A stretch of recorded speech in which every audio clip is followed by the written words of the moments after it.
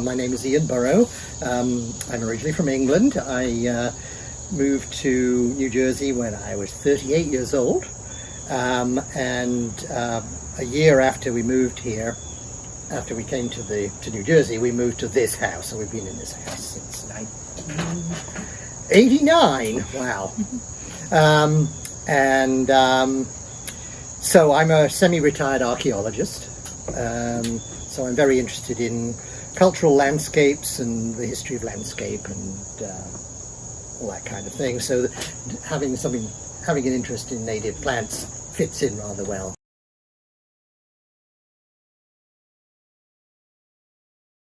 As I was starting to explore Salem Mountain after I retired, going to all the trails, and I got more and more aware of the issue of invasive species and things like that. And in fact, I went to a class at Bowman's Hill Preserve on creating and I remember coming back and saying to Kathy, I think we can do this, So it was it just fit rather well with the idea of helping the generally helping the environment, and why not grow native plants, and rather than cultivars and things. So that was what inspired me in a way.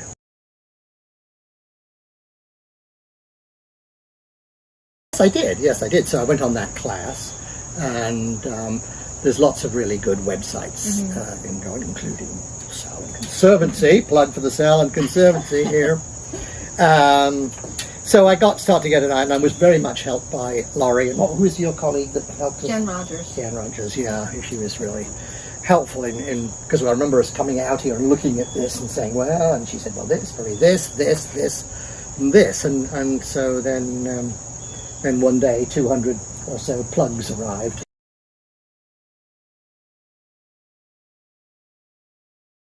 We chose a full sun setting for this.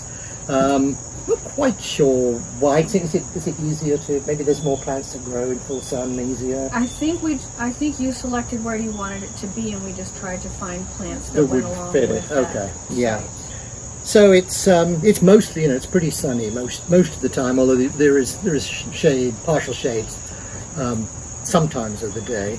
The soil here is a Penn Channery loam, and it's pretty, it's quite clay and dry and hard and stuff. So it's not, not the greatest soil unless you really work a lot on it. Again, that was the amazing thing that we found when we planted these.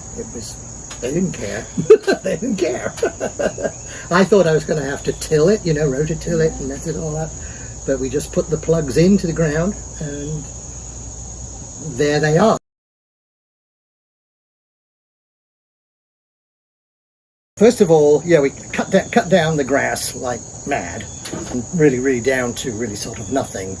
And then we collected cardboard for several months, some boxes, and then we put lots and lots of cardboard out, and also a bit of mulch as well over it, and everything, just to really kill it off. And it really did the trick. So we did that over I guess about a 12-month period. I suppose we started doing it in the fall of 2019, and by about this time in 2020 we were able to plant them.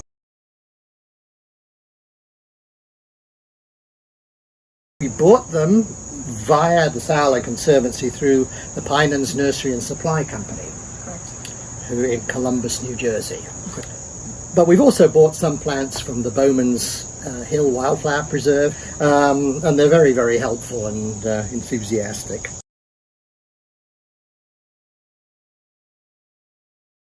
And I suppose probably about, 6 to 8 in addition to that, the ones that we put in the house strip at the front, and a couple in our flower bed there.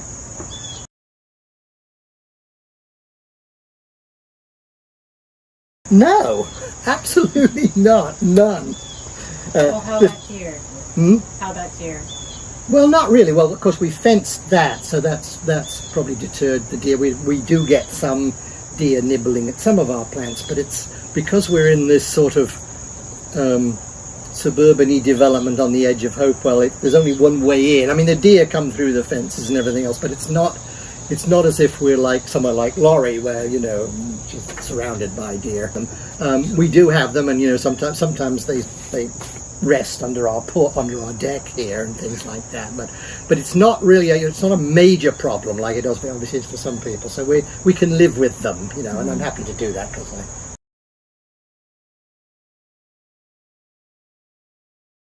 well, it's the pollinators. I mean, absolutely.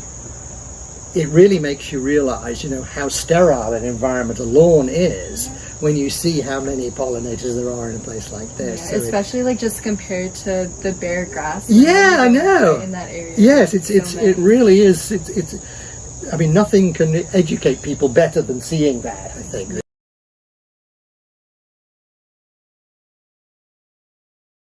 But yes, I think so. We may extend this at some point. I mean, we're thinking about what we're going to do in terms of vegetables next year, and where and what worked well, and we might combine that with doing a bit of an extension to the meadow.